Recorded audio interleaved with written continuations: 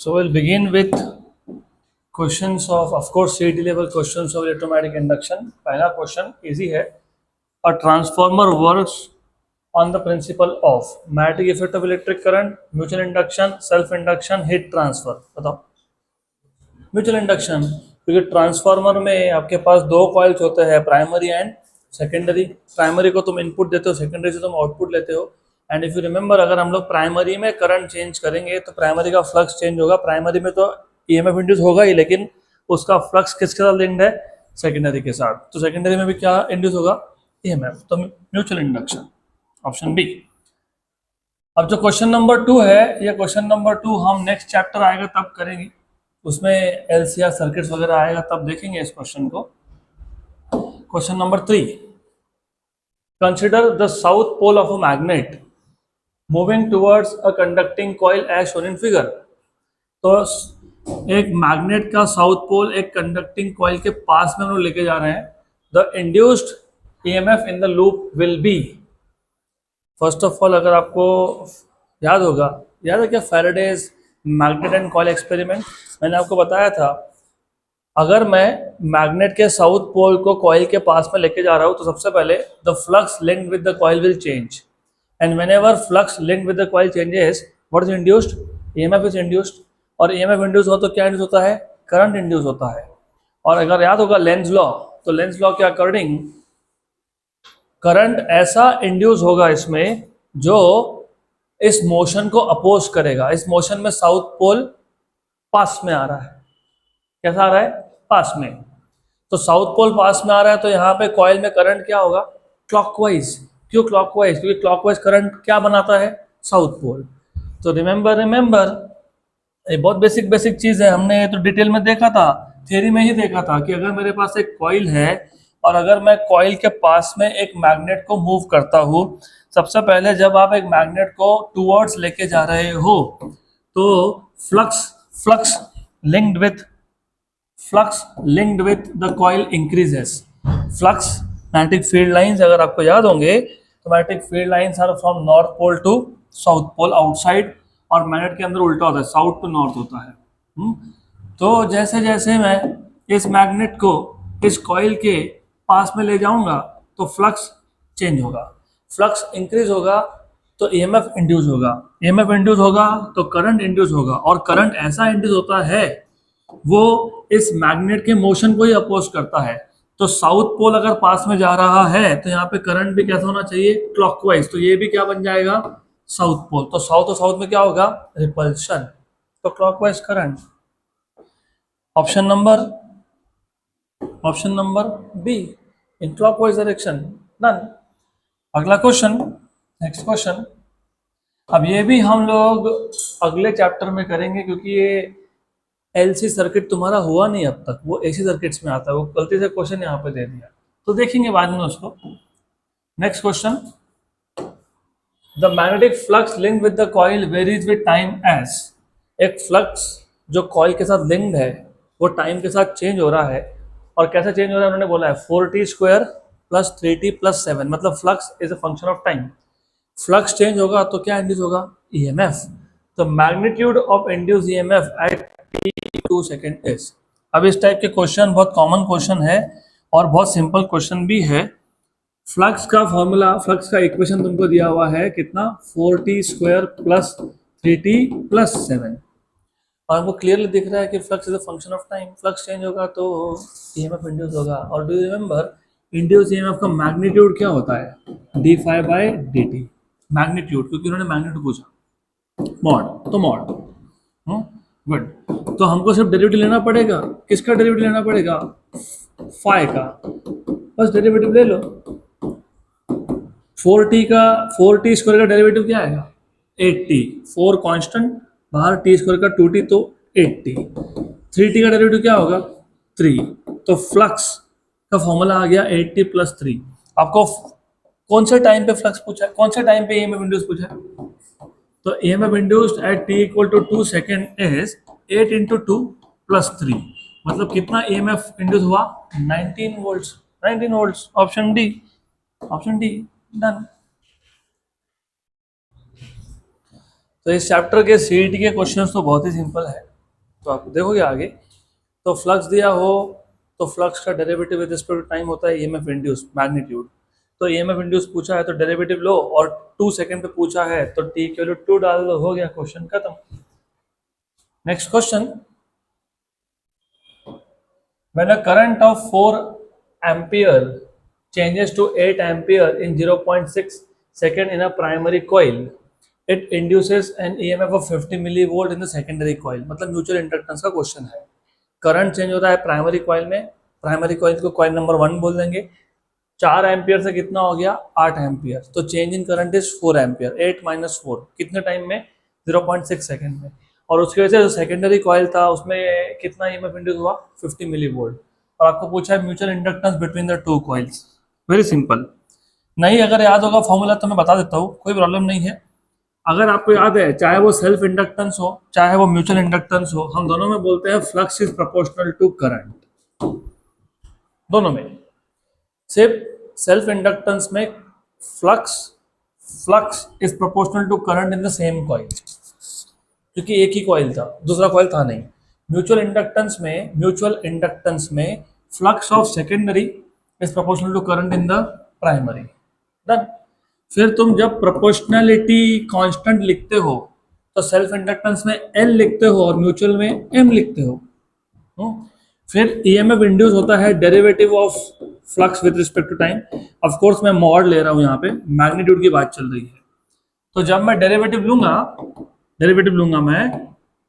लूंगा सेकेंडरी में कितना ईएमएफ इंड्यूस हुआ E2 is equal to d phi 2 by dt। तो d dt of phi 2 what is phi 2 m I1। m क्या है कांस्टेंट है। हमने तो यहीं से तो डेफिनेशन बनाया था म्यूचुअल इंडक्टेंस का, याद है क्या? Mutual inductance is the ratio of EMF induced in one coil to that of rate of change of current in the neighbouring coil. यही से तो हमने डेफिनेशन बनाया था। अगर ये याद होता तो क्वेश्चन डायरेक्टली सॉल्व हो जाता। फिर कुछ भी नहीं है, it is just E2। What is E2 50 milli volt, milli मतलब 10⁻³ upon rate of change of current. Rate of change of current मतलब final current minus initial current. Initial कितना है 4 अपॉन टाइम कितना दिया है 0.6। Too simple. और ये Henry में आएगा। 10⁻³ हेनरी मतलब क्या मिली हेनरी। Milli henry. हाँ, ये 50 है, ये 0.6 से ऊपर गया। कितना हो गया 6 5 30। कितना हो गया 30। और ये कितना है 4 और ये मिली हेनरी में आ गया। 30/4 कितना होता है 7.5। तो आ गया answer 7.5 milli henry, option number B.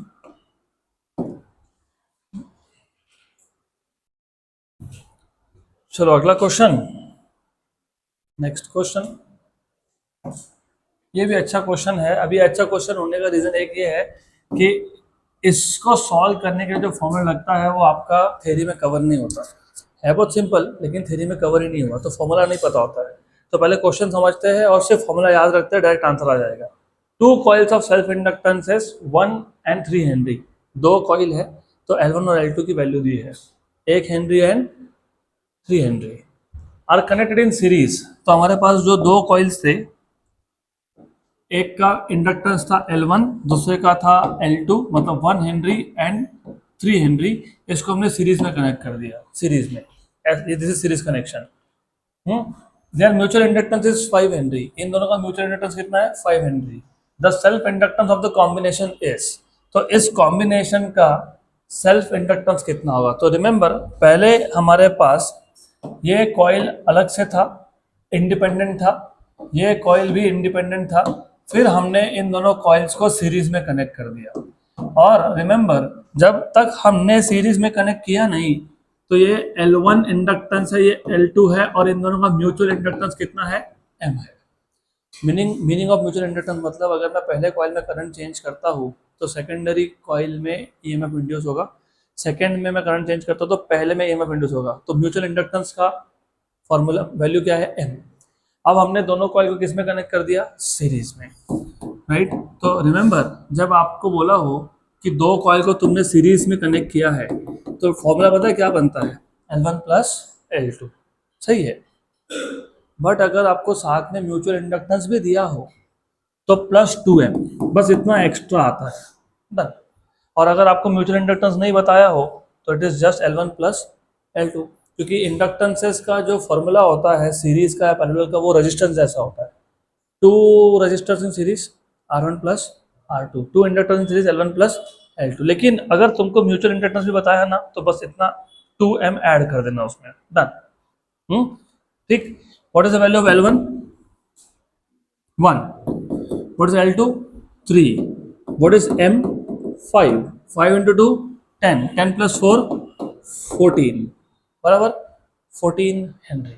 Option number B.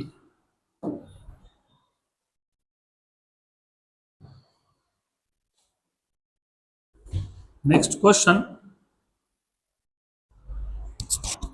अगला question, if a change in current of 0.01 ampere in one coil, एक कॉइल में करंट चेंज हुआ 0.1 एम्पियर से, produces a change in magnetic flux of 1.2 into 10 raised to minus 2 weber in the other coil।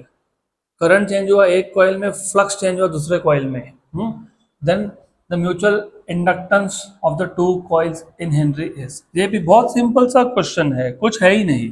अभी मैंने बताया था, अभी अभी, flux in secondary coil is proportional to current in the primary coil. तो हमने क्या लिखा था? ऐसा लिखा था क्या हमने? फाई टू इज MI1 लिखा था। तो याद रखना, change in flux in secondary coil is M into change in the current in primary coil. बस डन, हो गया, खत्म। What is delta phi two? कितना दिया है? 1.2 into 10 raise to minus 2 equals to M। What is change in current? 0.01, मतलब कितना? 10 raise to minus 2। 0.01 मतलब 10 रेज टू माइनस 2 होता है ना, हाँ कि ना? हाँ। तो ये और ये क्या हो गया? कैंसल। तो क्या आया? 1.2।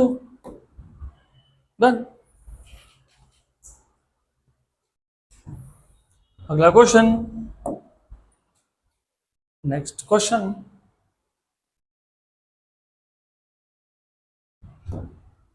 Good question, easy. वैसे इलेक्ट्रोस्टैटिक्स याद होगा या फिर करंट इलेक्ट्रिसिटी याद होगा, टू बी बेटर, तो तुमको ये क्वेश्चन सॉल्व करते आएगा। 3 pure inductors of inductance 3 Henry. तो हमारे पास 3 इंडक्टर है और तीनों की वैल्यू 3 हेनरी है, और प्योर इंडक्टर्स है। जब प्योर इंडक्टर बोला मतलब रेजिस्टेंस 0 लेना पड़ता है, सिर्फ इंडक्टेंस है, यहाँ पे रेजिस्टेंस नहीं है। Each are connected as shown below. The equivalent inductance of the circuit is. इस सर्किट का इक्विवेलेंट इंडक्टेंस तुमको निकालना है। देखो बहुत सिंपल सा क्वेश्चन, हमारे पास यहाँ पे एक इंडक्टर है, फिर यहाँ पे एक इंडक्टर है, फिर यहाँ पे एक इंडक्टर है। ये L1 है, ये L2 है, ये L3 है। अब यहाँ से अच्छे से देखो, यहाँ से एक वायर आया, यहाँ कनेक्ट हुआ, यहाँ से एक वायर आया, यहाँ कनेक्ट हुआ। इसको हम बोलता हूँ ए। अब क्योंकि पूरा वायर सेम है तो पोटेंशियल सेम है, तो ये भी क्या हो गया? ए। इसको मैं बोलता हूँ बी। ये पूरा वायर सेम है तो ये पॉइंट भी क्या हो गया? बी। मतलब L1 किस में कनेक्टेड है? ए और बी में। L2 किस में कनेक्टेड है? ए और बी में। और L3 किस में कनेक्टेड है? ए और बी में। इसका मतलब तुमको पता है ये डायग्राम का इक्विवेलेंट सर्किट पता है कैसा दिखेगा? तो ये डायग्राम का जो इक्विवेलेंट सर्किट होगा वो ऐसा है, this is how it is. तो ऐसा है वो, ये आ गया आपका L1, ये आ गया आपका L2, ये आ गया आपका L3। तो दे आर इन पैरेलल। तो पैरेलल के लिए तुम कैसे फाइंड करते हो? 1 upon L equivalent equals to 1 by L1 plus 1 by L2 plus 1 by L3। और ये तीनों के तीनों थे 3 हेनरी के। तो 1 by L equivalent is 1 by 3 plus 1 by 3 plus 1 by 3। What is 1 by 3 plus 1 by 3 plus 1 by 3? 3 by 3 मतलब कितना? 1। तो 1 अपॉन L इक्विवेलेंट अगर 1 है तो L इक्विवेलेंट भी कितना है? 1 है। तो therefore equivalent inductance is 1 Henry. 1 Henry, option ए।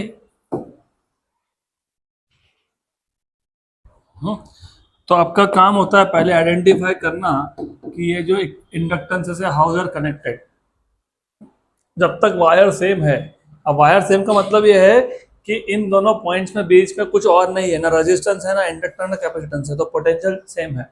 मतलब ये पॉइंट भी ए है, ये पॉइंट भी ए है, ये बी है तो ये भी बी है। तो तीनों के तीनों they are connected between A and B, so it is a parallel combination.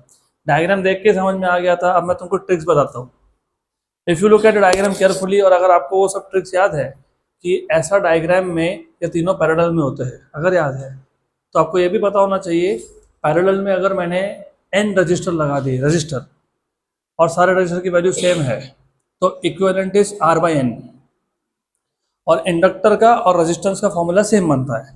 तो ये तीनों पैरेलल में है, हाँ, तीनों का इंडक्टेंस सेम है, हाँ, तो L बाई N, L की वैल्यू कितनी 3, N की वैल्यू कितनी 3, 3/3 कितना 1, तो कुछ सॉल्व ही नहीं करना था ये, पक्का, good, done.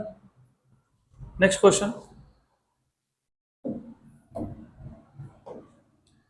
Question number 10th, a step down transformer has NP by NS ratio equal to 20:1.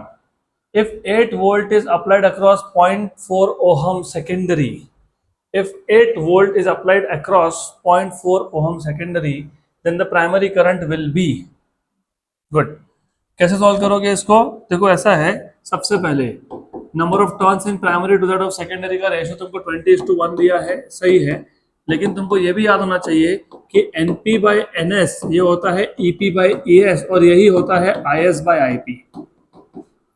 ये इतने पार्ट को बोलते हो तुम ट्रांसफॉर्मर इक्वेशन। फिर हमने ये शो किया था कि ये ratio equal to IS by IP भी आता है, मतलब नंबर ऑफ टर्न्स और EMF डायरेक्टली प्रोपोर्शनल है, नंबर ऑफ टर्न्स और करंट इनवर्सली प्रोपोर्शनल है। अब आपको ये NP बाई NS का रेशियो दिया है, मतलब ये तो यूज करना है। तुमको सेकेंडरी का करंट दिया है, क्या दिया है? सेकेंडरी का करंट, है ना, दिया करंट नहीं, वोल्टेज दिया, करंट मिल जाएगा ना फिर। अरे if 8 volt is applied across 0.4 ohm secondary, secondary का रेजिस्टेंस है, सेकेंडरी का वोल्टेज है, तो करंट मिलेगा ना वहां से, फिर वहां से तुमको करंट मिल जाएगा सेकेंडरी का, और तुमको प्राइमरी का क्या फाइंड करना है? करंट। तो एक काम करूंगा, इतने पार्ट को छोड़ दूंगा, इस पे फोकस करूंगा। तो मुझे क्या चाहिए? IP। तो व्हाट इज IP? IP यहाँ गया NS by NP, NS by NP into IS, equation number 2। But as you know Ohm's law, E equals to IR, तो ES equals to IS RS, तो IS equals to ES by RS, equation number 3। So from 2 and 3, from equation number 2 and 3 क्या मिल गया हमको? IP equals to NS by NP, IS क्या है? ES by RS, हो गया। तो IP equals to what is NS by NP? 1/20। What is ES? 8 volt. What is RS? 0.4, 0.4 बराबर 0.4 इंटू 20 पता है कितना होता है? 8 और 8 कैंसल, तो कितना हो गया? 1 ampere, option A.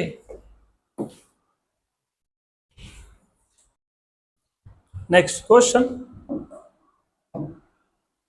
two coils P and S have a mutual inductance of 5 into 10 raised to minus 3 Henry. If the current in the primary IP is 10 sin 100 pi t, then the maximum value of EMF induced in secondary is, देखो actually क्या है, ये question भी AC circuits में जाना चाहिए, लेकिन मैं बता देता हूँ, कोई दिक्कत नहीं है, it is simple, not difficult really. दो कॉइल है P और Q, उनमें म्यूचुअल इंडक्टेंस कितना है?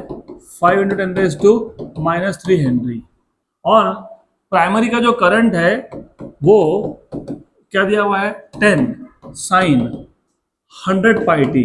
चलो मान भी लेते हैं कि तुम्हारा अभी तक एसी सर्किट हुआ नहीं, कोई प्रॉब्लम नहीं है, कम से कम तुमको वेव्स का सुपरपोजिशन ऑफ वेव में देखा था हम लोगों ने, ये वेव का इक्वेशन है, और वेव का इक्वेशन याद है कि क्या होता है? y equal to a sine omega T.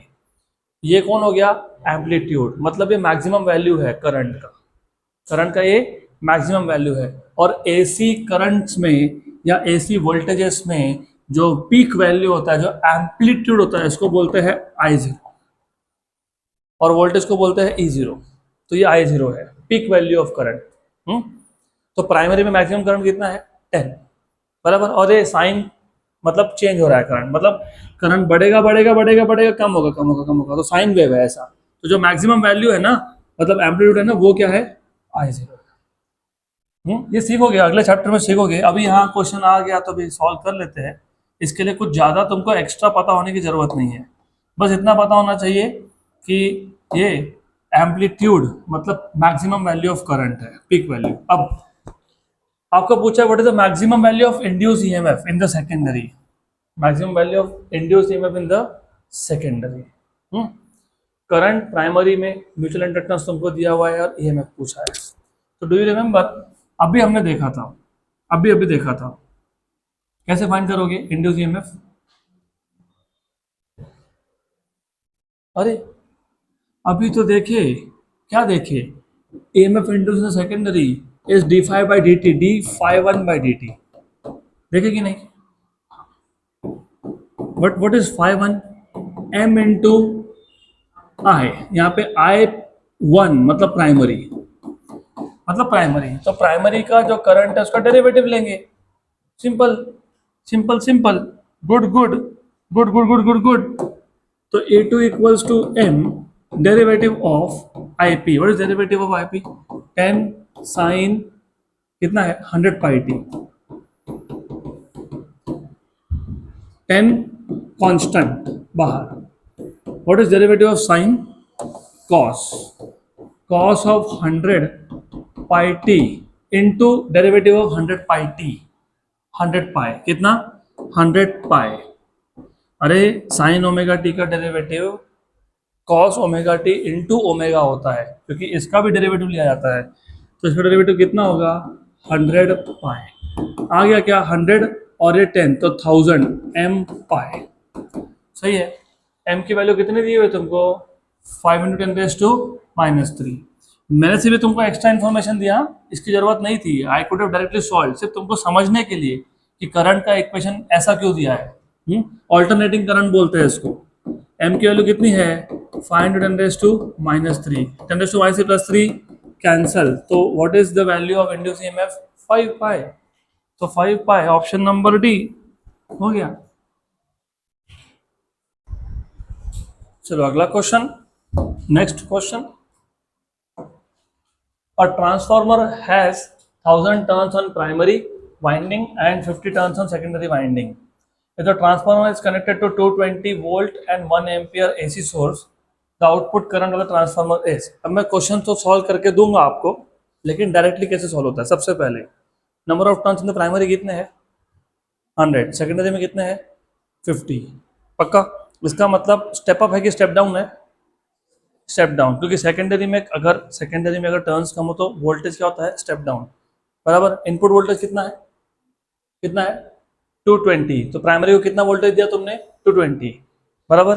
तो सेकेंडरी में वोल्टेज 220 से कम होगा, लेकिन वोल्टेज स्टेप डाउन होता है तो करंट स्टेप अप हो जाता है, उल्टा हो जाता है ना। तो यहाँ पे प्राइमरी में करंट कितना है 1 एम्पियर, तो सेकेंडरी में 1 से ज़्यादा होगा, क्योंकि वोल्टेज क्या हो गया स्टेप डाउन, तो करंट क्या होगा स्टेप अप। तो 1 से ज़्यादा होगा, और 1 से ज़्यादा है वैसे हर जगह पे ज़्यादा दिया है, but just to you to know कि ऐसा होता है। तो ठीक है, सॉल्व करेंगे। Number of turns in the primary कितने हैं 100, number of turns in secondary कितने हैं 50।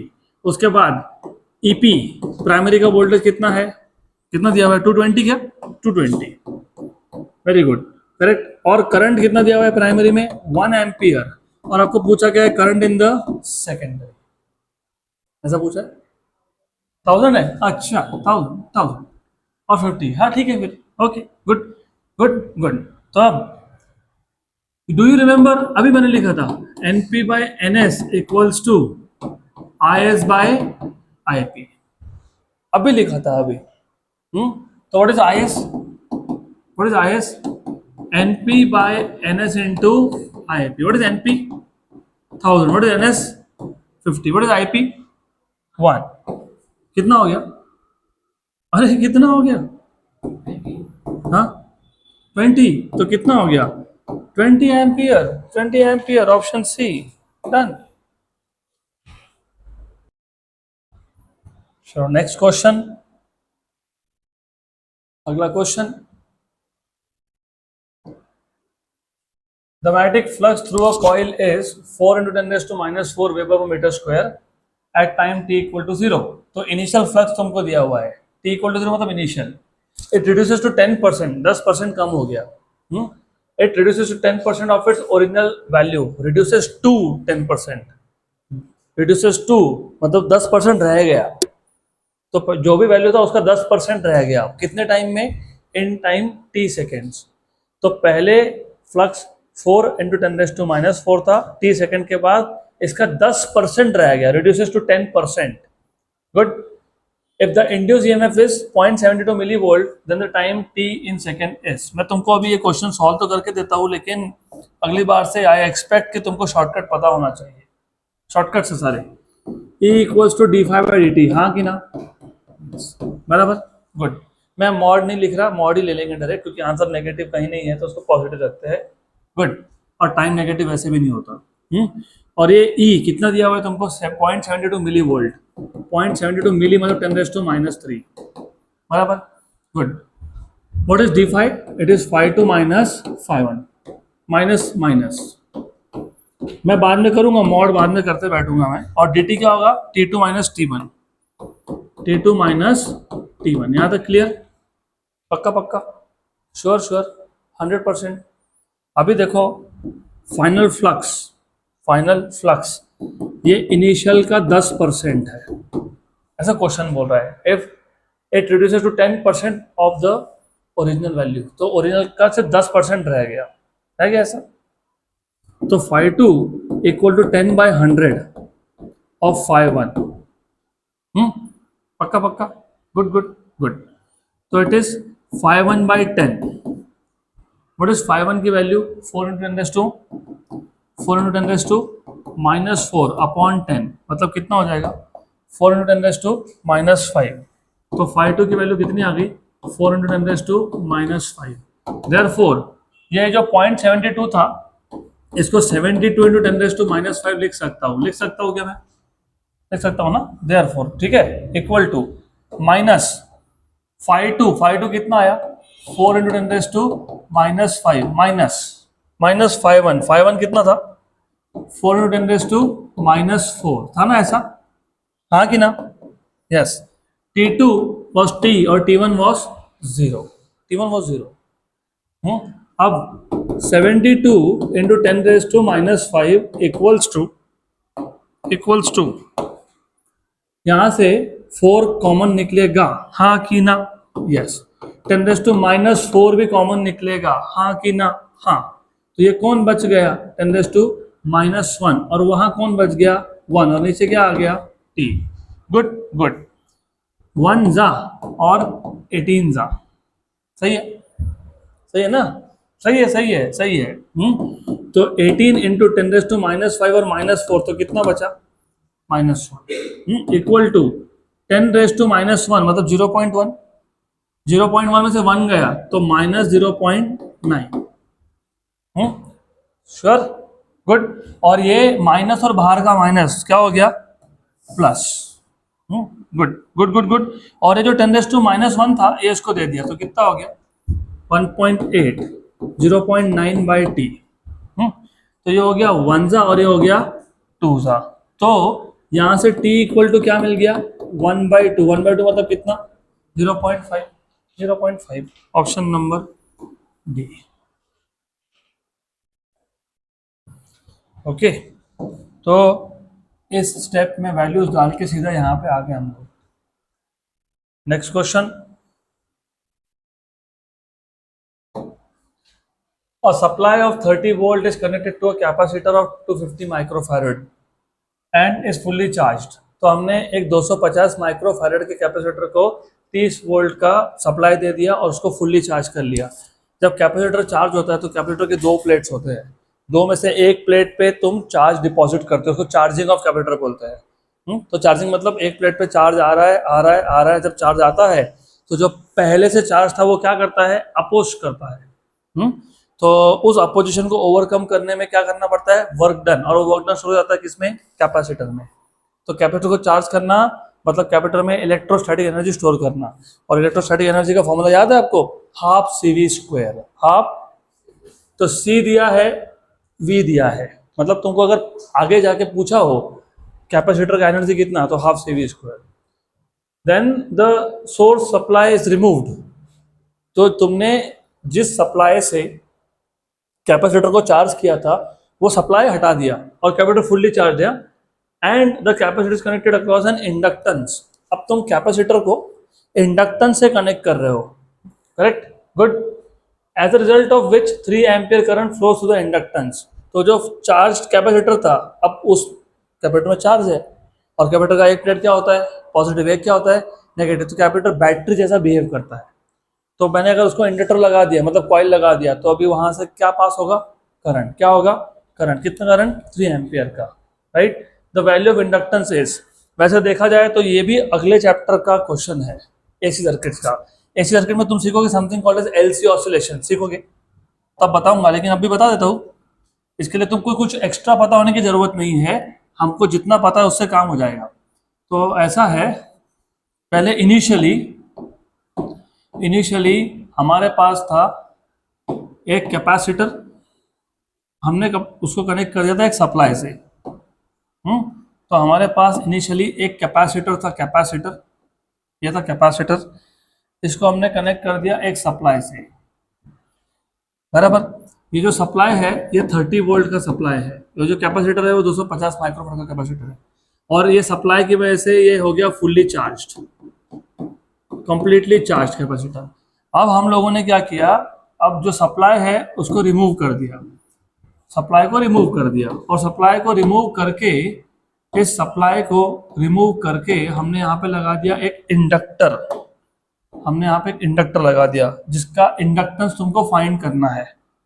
तो तुमने यहाँ पे एक इंडक्टर लगा दिया जिसका इंडक्टेंस है एल, और तुमको एल की वैल्यू पूछी है। सबसे पहले यू हैव टू अंडरस्टैंड कि जब हमने कैपेसिटर सप्लाई को लगाया है तो इस कैपेसिटर में इलेक्ट्रोस्टैटिक एनर्जी स्टोर हुआ हाफ CV², और जब मैंने बैटरी हटा के एक इंडक्टेंस लगाया तो यहाँ से जो करंट जा रहा है आई 3 एम्पियर का, ये जो कैपेसिटर में स्टोर्ड एनर्जी है ना, अभी कैपेसिटर डिस्चार्ज होगा तो कैपेसिटर करंट फ्लो करेगा। तो इसका मतलब जो कैपेसिटर का एनर्जी है वो कम हो रहा है, ये एनर्जी कम हो गया, वो गया कहाँ पे, energy can neither be created nor be destroyed. तो पहले यहाँ पे मैग्नेटिक फील्ड जीरो था क्योंकि करंट जीरो था, लेकिन अभी यहाँ पे क्या बन गया, मैग्नेटिक फील्ड बन गया।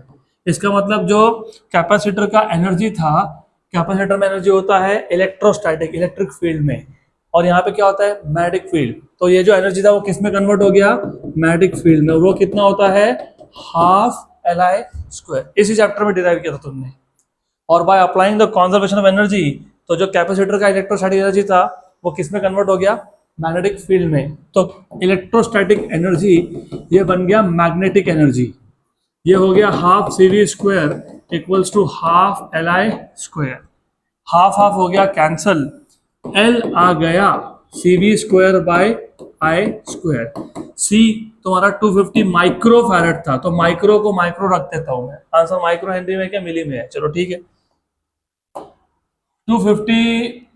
250 माइक्रो था, तो माइक्रो को 10⁻⁶ लिखना पड़ेगा, -6। वोल्टेज कितना था, 30 का स्क्वायर कितना, 900, और ये कितना है 9, क्योंकि आई की वैल्यू कितनी है 3, 1 और 100 बराबर। ये 100 मतलब 10⁻², इसका एक 10⁻3 और 10⁻⁶, तो कितना बचा, 10⁻³ बचा, तो 10⁻³ बचा हेनरी। तो क्या आ गया, 25 milli henry, 25 milli henry, 25 milli henry, option A. तो अभी इतना हमने किया ही है, तो जो अगला चैप्टर का आपका एलसी ऑसिलेशन है उसको मैं इंट्रोड्यूस ही कर देता हूँ, क्योंकि अब ये इतना किया तो फिर थोड़े से के लिए क्या। तो देखो एलसी ऑसिलेशन में क्या होता है, एलसी ऑसिलेशन में तुम एक फुल्ली चार्ज कैपेसिटर को एक इंडक्टर के साथ कनेक्ट कर देते हो। Remember it is a fully charge capacitor. तो ये फुल्ली चार्ज कैपेसिटर को तुमने एक इंडक्टर के साथ कनेक्ट कर दिया, इंडक्टर जिसकी इंडक्टेंस की वैल्यू L है, L, और ये फुल्ली चार्ज कैपेसिटर है C, करेक्ट।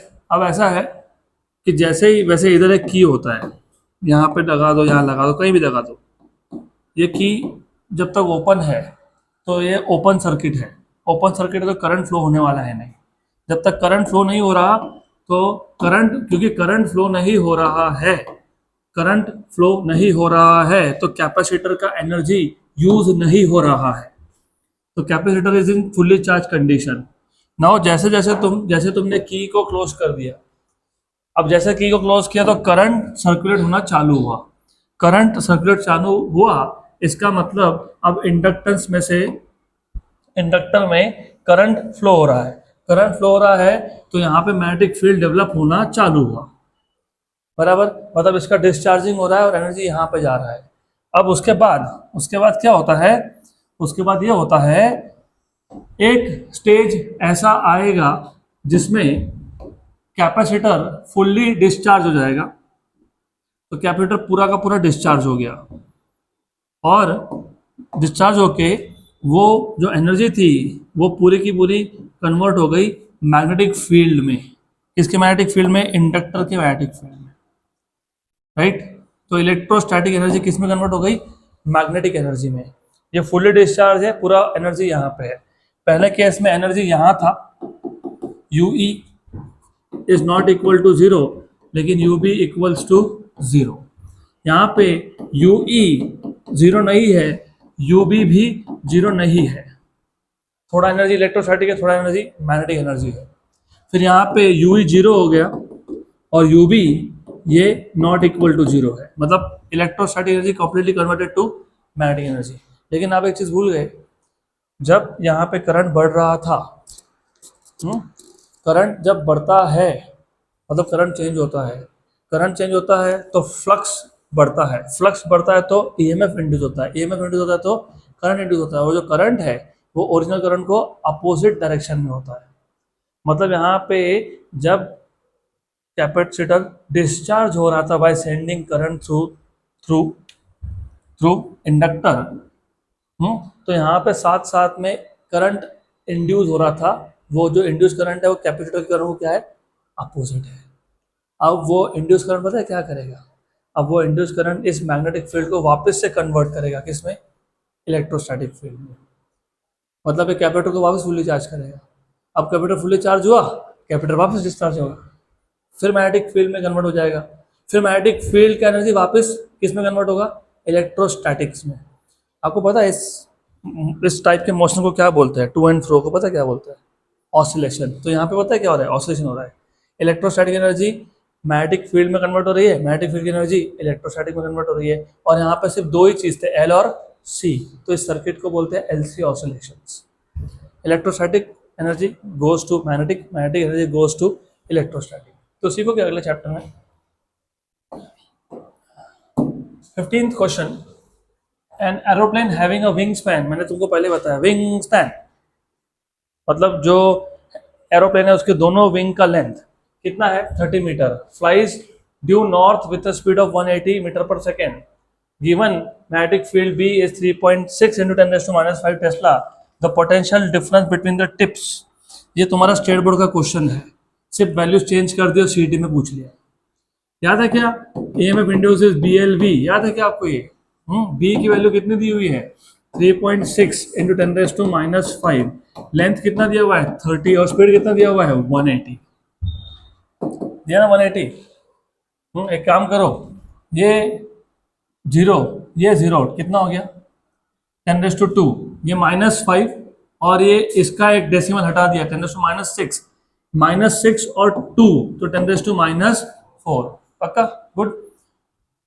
18 इंटू 3 48, 48 इंटू 36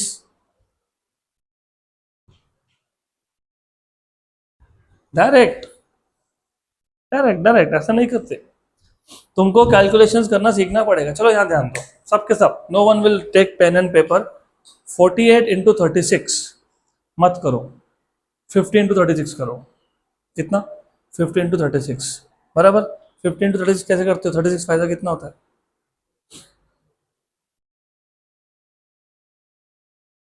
अरे 36 5 जा 180, तो 36 50 जा 1800। ये कितना हो गया? 50 इंटू 36। तुमको करना क्या था? 48 इंटू 36 बराबर। मतलब तुमने 36 को 2 बार एक्स्ट्रा गिना, मतलब तुमने 72 एक्स्ट्रा काउंट किया, है ना? तो 1800 में से 72 निकाल लो, कितना होता है? 1800 में से 72 निकाल लो।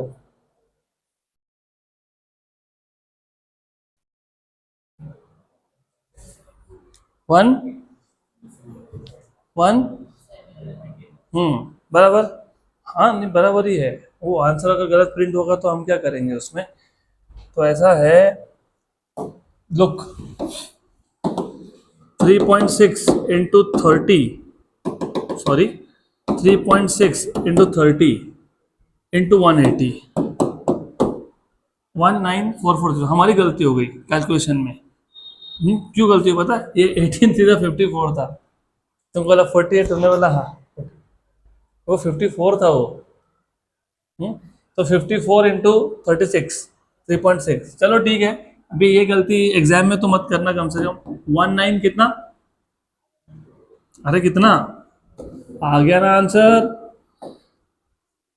ये टोटल कितना हुआ, 19 वॉट 440 इंटू 10 टू कितना, -5। पक्का क्या, 100%।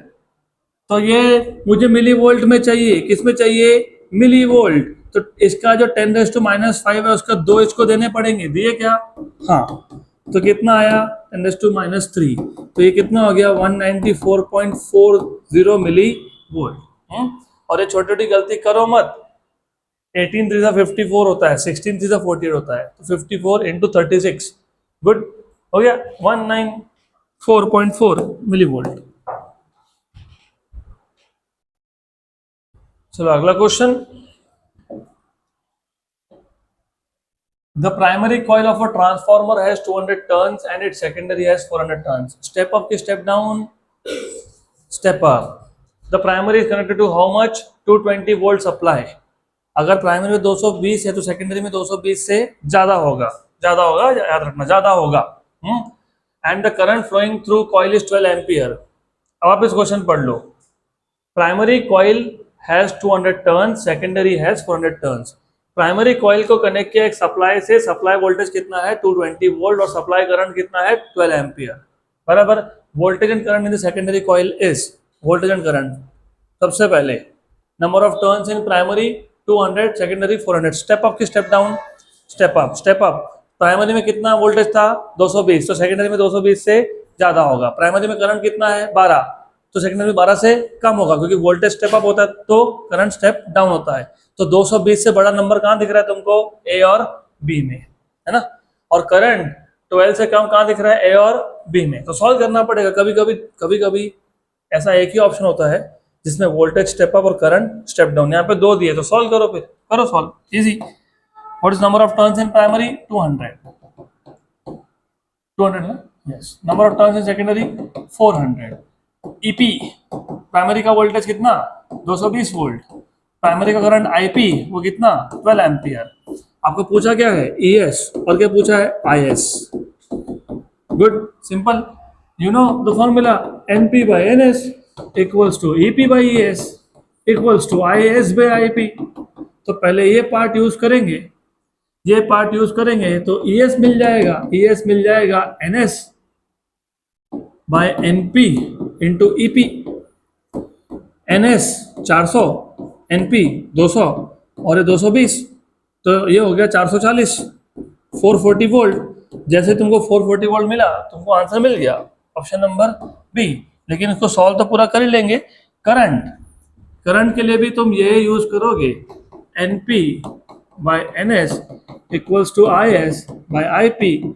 तो IS equals to NP by NS into IP. NP 200 और ये कितना 400 और ये कितना 12, तो 1/2, 12/2 इज 6, तो 6 ऑप्शन नंबर बी। चलो अगला question. A transformer is used to light a 100 watt and 110 volt lamp from a 220 volt mains. If the main current is 0.5 ampere, then ratio of the output power to input power of the transformer is approximately. NEET का PYQ है ये, और ये CET का भी PYQ. Same question same values. मैं आपको बता दूं 90% आंसर आएगा, क्योंकि सेम क्वेश्चन है, हमने आज ही नीट के बैच में सॉल्व किया। और transformer is use to light. अब पहले तो समझ लो ट्रांसफार्मर के पास दो कॉइल होती है, प्राइमरी एंड सेकेंडरी। प्राइमरी तुम लगाते हो इनपुट पे, जो इधर बोला है 220 वोल्ट, और सेकेंडरी से तुम क्या लेते हो, आउटपुट। सेकेंडरी किसको जाता है, जो भी डिवाइस तुमको यूज करना है। यहाँ पे डिवाइस कौन सा यूज कर रहे हो, लैम्प। तो रिमेंबर, ये transformer is use to light 100 watt. 100 watt किसका पावर है, लैम्प का। लैम्प कहाँ लगाया, सेकेंडरी। कहाँ लगाया, तो तुमको डायरेक्टली सेकेंडरी का पावर बता दिया, सीधा बता दिया। और सेकेंडरी से तुम क्या लेते हो, आउटपुट। क्या लेते हो, आउटपुट। प्राइमरी को क्या देते हो, इनपुट। तो ये आउटपुट तुमको डायरेक्ट बता दिया 100 वैट, तुम्हारा काम कम कर दिया उन्होंने। और जो सेकेंडरी था उसका वोल्टेज मतलब ई एस क्या दिया है, 110। वैसे लगने वाला है नहीं अपने को सिर्फ, लेकिन बता देता हूँ 110 वोल्ट। ये जो ट्रांसफार्मर है तुमने किसको लगा के रखा है, 220 वोल्ट के मेंस को। मतलब तुमको पता है प्राइमरी पे वोल्टेज कितना है, 220। इफ द मेन करंट मतलब primary current, what is main current, IP. कितना है आईपी, 0.5 एम्पियर। आपका पूछा है the ratio of output power to input power. वैसे इस रेशो को इफिशियंसी बोलते हैं। क्या बोलते हैं, इफिशियंसी। तो ratio of output power to input power is efficiency eta, P out by P in, P out by P in. लेकिन ये जो मैंने तुमको बोला, आउटपुट पे तुमने क्या लगाया था, लैम्प, और लैम्प का पावर कितना दिया हुआ है, 100, तो तुमको वो तो दिया ही है। और पी इन, इनपुट पे कौन होता है, primary. What is power, EPIP. पता है ना, power is V into I. V को क्या बोलते हो, ई, तो ई आई। लेकिन प्राइमरी इनपुट था तो EP I P. What is P S, 100। What is EP, 220। है कि नहीं, अरे है ना, है ना, है। और करंट कितना है आईपी, 0.5। तो कितना हो गया, 100/110, मतलब कितना हो गया, 10/11। आपको पता है 10/11 कितना होता है, पता है, 0.909। तो ये कितना हो गया, 0.909।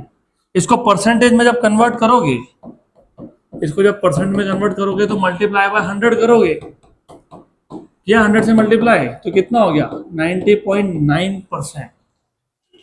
Option C. Next question,